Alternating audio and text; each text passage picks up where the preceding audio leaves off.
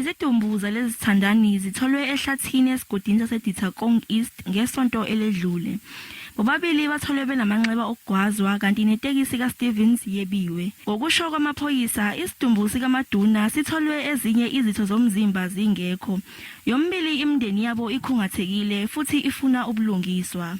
When she didn't appear to work in 2 days, we knew that something was wrong because she was someone that really loved her work. Lesi sihluku sokubulala sishiye umphakathi ushaqekile. Izakhamuzi zisola ukuthi kungenzeka ukuthi izitho zomzimba zikaMaduna zidayisiwe. Zinxusa iziphathimandla ezifanele ukuthi ziphenye ngezinsolo zokudayiswa kwezitho zomzimba. We would also like our government to investigate thoroughly and search for those people who are buying parts, because there are many killings of this nature in our country. So we want them to investigate and search for those people who are buying parts from these perpetrators.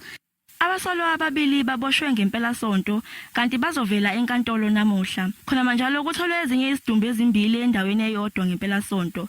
Amaphoyisa avule amadokodo ophenyo kanti kusaqhubeka ukuhlolwa kwezidumbu.